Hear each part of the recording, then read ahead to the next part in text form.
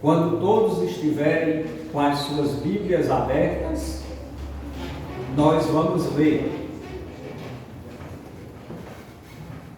Podemos ver? Diz assim: levantou-se, pois, Josué de madrugada, e tendo ele e todos os filhos de Israel partido de Sitim, vieram até o Jordão e pousaram ali, antes que passassem. Sucedeu ao fim de 3 dias, que os oficiais passaram pelo meio do arraial, e ordenaram ao povo, dizendo: quando virdes a arca da aliança do Senhor vosso Deus, e que os levitas sacerdotes a levam, partireis, vós também do vosso lugar, e a seguireis. Contudo, haja a distância de cerca de 2000 côvados entre vós e ela. Não vos chegueis a ela, para que conheçais o caminho pelo qual haveis de ir, visto que por tal caminho nunca passastes antes. Disse Josué ao povo: santificai-vos, porque amanhã o Senhor fará maravilhas no meio de vós. E também falou aos sacerdotes, dizendo: levantai a arca da aliança, e passai adiante do povo. Levantaram, pois, a arca da aliança, e foram andando adiante do povo. Então disse o Senhor a Josué: hoje começarei a engrandecer-te perante os olhos de todo o Israel, para que saibam que, como fui com Moisés, assim serei contigo. Tu, pois, ordenarás aos sacerdotes que levam a arca da aliança, dizendo: ao chegardes à borda das águas do Jordão, parareis aí. Então disse Josué aos filhos de Israel: chegai-vos para cá, e ouvi as palavras do Senhor vosso Deus. Disse mais Josué: nisto conhecereis que o Deus vivo está no meio de vós, e que de todo lançará de diante de vós os cananeus, os heteus, os heveus, os ferezeus, os girgazeus, os amorreus e os jebuseus. Eis que a arca da aliança do Senhor de toda a terra passa o Jordão diante de vós. Tomai, pois, agora 12 homens das tribos de Israel, um de cada tribo, porque há de acontecer que assim que as plantas dos pés dos sacerdotes que levam a arca do Senhor, o Senhor de toda a terra, pousem nas águas do Jordão, serão elas cortadas, a saber, as que vêm de cima se amontoarão. Tendo partido o povo das suas tendas para passar o Jordão, levando os sacerdotes a arca da aliança diante do povo, e quando os que levavam a arca chegaram até ao Jordão, e os seus pés se molharam da borda das águas, porque o Jordão transbordava sobre todas as suas ribanceiras, todos os dias da cega, pararam-se as águas que vinham de cima,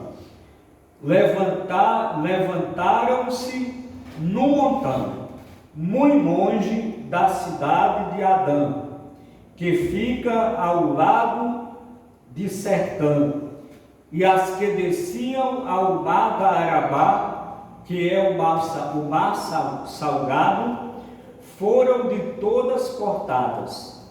Então passou o povo defronte de Jericó. Porém, os sacerdotes que levavam a arca da aliança do Senhor pararam firmes no meio do Jordão, e todo Israel passou a pé enxuto, atravessando o Jordão. Amém. Meus queridos irmãos, o título da mensagem de hoje é Santificai-vos, para que amanhã o Senhor realize maravilhas no meio de vós. Santificai-vos, para que amanhã o Senhor realize maravilhas no meio de vós. O livro de Josué é um dos mais belos e empolgantes das Escrituras Sagradas. O livro descreve a conquista e a divisão da terra de Canaã. Josué deveria assumir o lugar de Moisés, que já havia morrido, e levar os israelitas a conquistar a terra prometida. A conquista de Canaã incluía a destruição dos cananeus. Os cananeus eram os povos que habitavam aquela terra, a terra de Canaã. Deus não queria que seu povo se misturasse com os cananeus.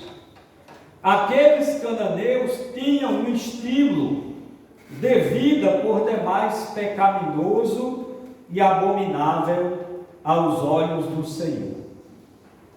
Ali, na terra de Canaã, praticada pelos cananeus, existia prostituição de ambos os sexos, homossexualidade, adoração a falsos deuses e sacrifícios humanos feitos com crianças a um desses falsos deuses chamado Moloque. Havia também o sincretismo religioso, isto é, a mistura de várias formas de religião.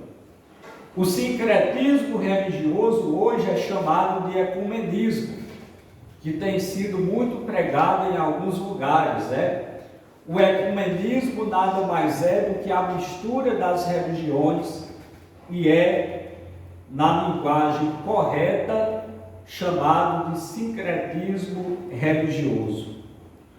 No capítulo 1, Josué é chamado e comissionado por Deus para assumir a liderança do povo. No capítulo 2, Josué manda espiões para a cidade de Jericó. No capítulo 3, eles atravessam o Jordão. No sermão de hoje, primeiro eu quero falar sobre o simbolismo que traz o livro de Josué. Depois eu vou falar sobre a importância da santificação na vida do crente. Então, falando dos simbolismos, o primeiro tipo, o primeiro simbolismo, o Egito simboliza este mundo entregue ao pecado e dominado por Satanás. Então, muitas vezes, quando uma pessoa se converte, quando aceita Jesus como Salvador, nós dizemos, você saiu do Egito, Por quê? Simbolizando que aquela pessoa, ela saiu do mundo, no sentido de abandonar as coisas do mundo e entregar a sua vida a Jesus. O segundo simbolismo, os israelitas escravos do Egito simbolizam o homem, a criatura humana perdida, escrava do pecado e de Satanás. Então, se o Egito simboliza o mundo, os israelitas escravos no Egito simbolizam as pessoas que ainda estão perdidas e escravas de Satanás. O terceiro simbolismo, a saída do povo do Egito, simboliza a libertação de todo aquele que reconhece que é um pecador, se arrepende e aceita Jesus, crendo nele como seu único e suficiente Salvador e Senhor.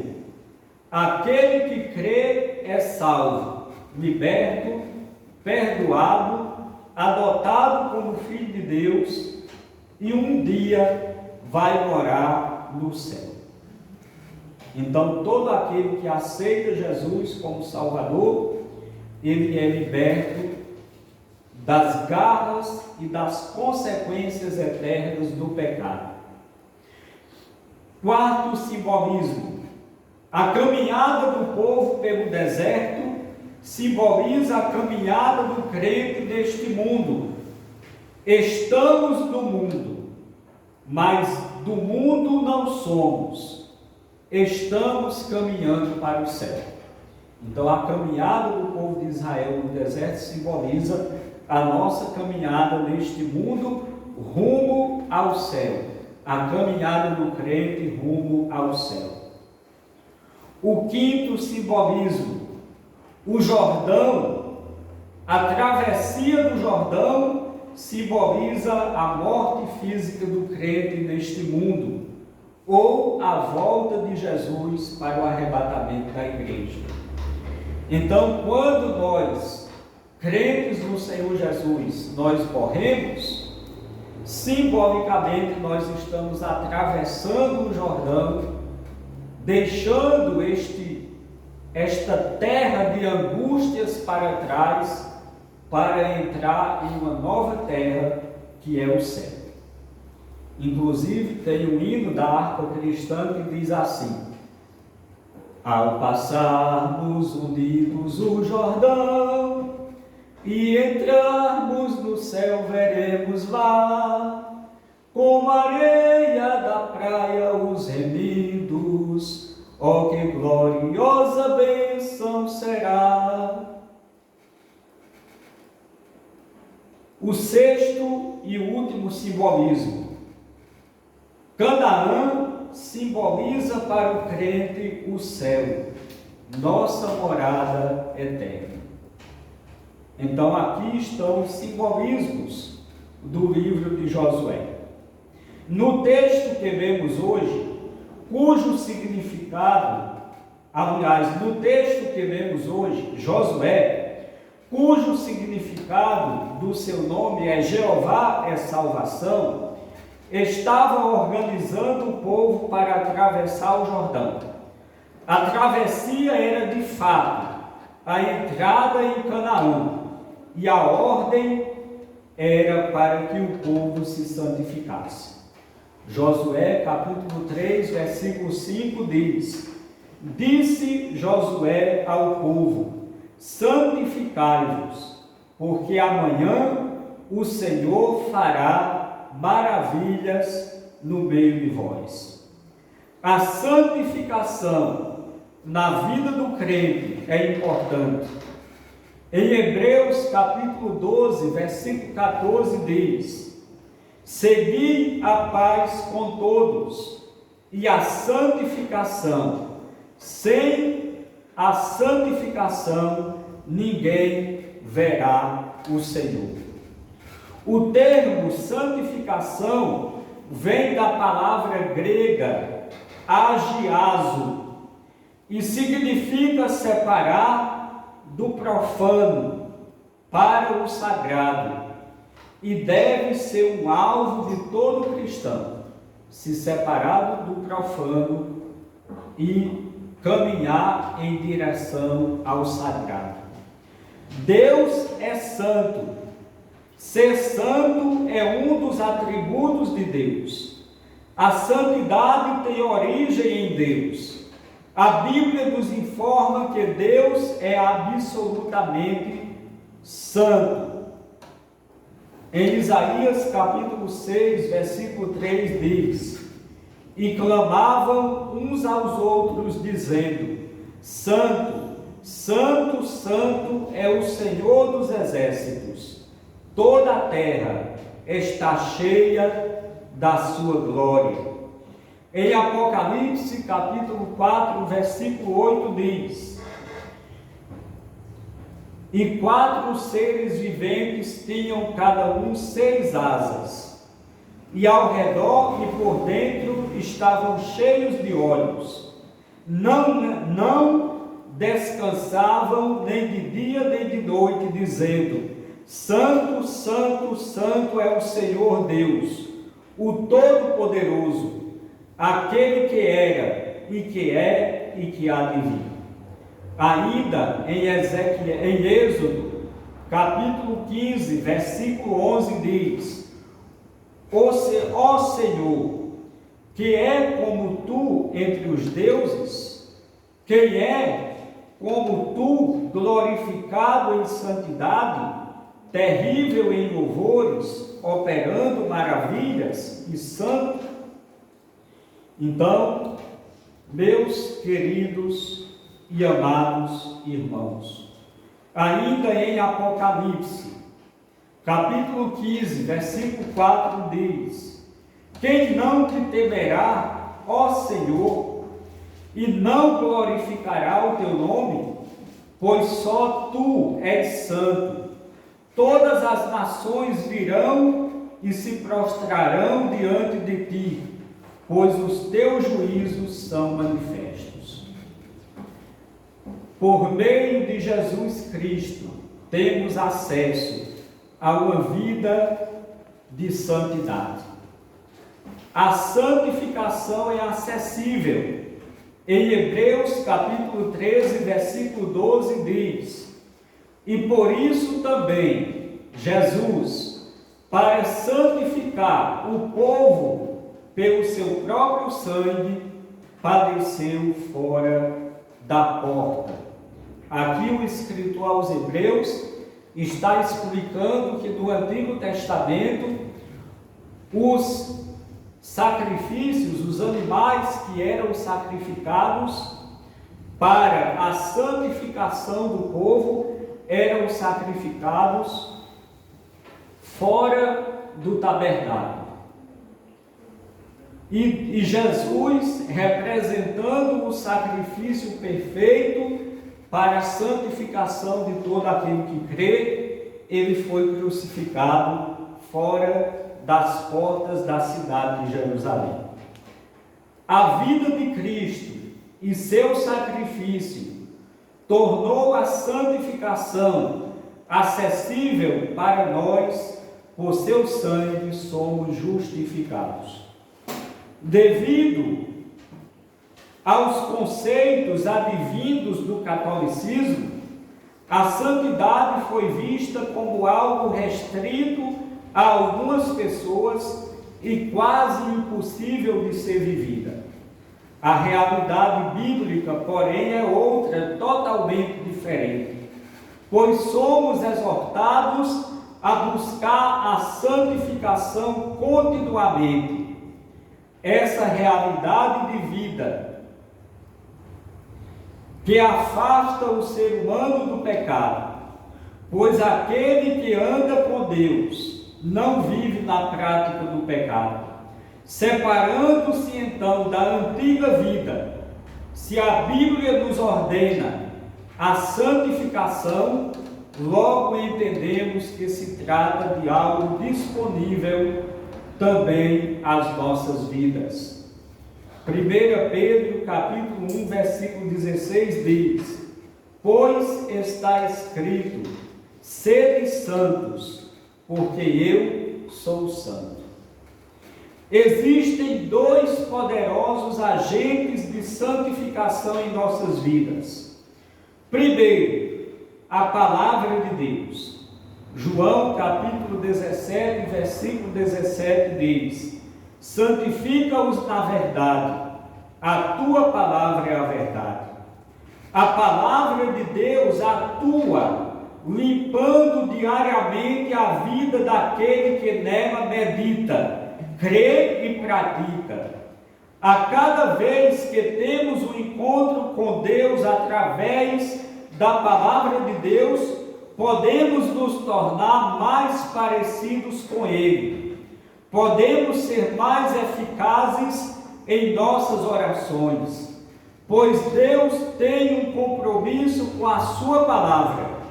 Quando oramos alinhados à palavra de Deus, temos convicção de estar fazendo uma oração eficaz, uma oração que acerta o alvo, pois Deus tem um compromisso com a sua palavra. Então a palavra de Deus é o primeiro meio de graça para a nossa santificação. Efésios capítulo 5, versículo 26 e 27 diz: para a santificar, está falando de quem? Da igreja, purificando-a com a lavagem da água pela palavra, a fim de apresentá-la a si mesmo, igreja gloriosa, sem mácula nem ruga, nem coisa semelhante, mas santa e irrepreensível. Então a palavra, ela santifica a igreja. A palavra, ela santifica o crente. Também, um outro meio, ou um outro agente da santificação em nossas vidas é o Espírito Santo. Então é necessário obedecer ao Espírito Santo.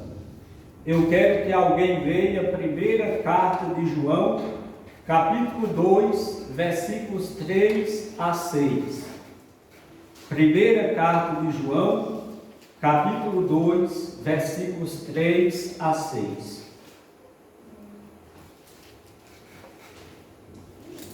Ora, sabemos que o que temos conhecido, por isso, se guardamos os seus mandamentos.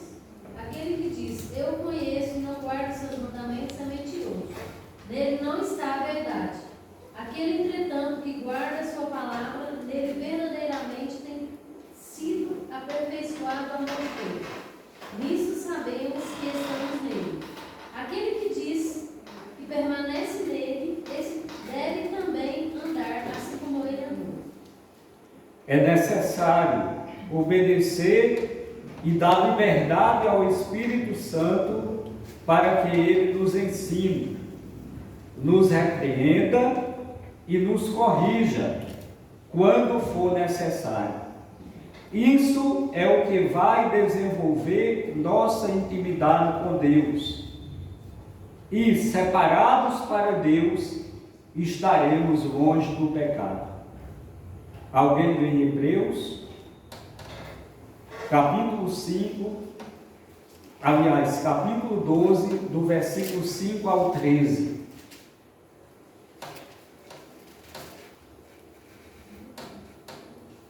Hebreus, capítulo 12, do versículo 5 ao 13. Já vos esquecestes da exortação que argumenta convosco como filhos. Filho meu, não desprezes a correção do Senhor, e não desmaies quando por ele fores repreendido. Porque o Senhor corrige o que ama, e açoita a qualquer que recebe por filho. Se suportais a correção, Deus vos trata como filhos. Porque que filho há a quem o pai não corrija? Mas, se estáis sem disciplina, da qual todos são feitos participantes, sois então bastardos e não filhos. Além do que, tivemos nossos pais, segundo a carne, para nos corrigirem, e nós os reverenciamos, não nos sujeitaremos muito mais ao Pai dos Espíritos para vivermos? Porque aqueles, na verdade, por um pouco de tempo, nos corrigiam como bem lhes parecia, mas este, para nosso proveito, para sermos participantes da sua santidade.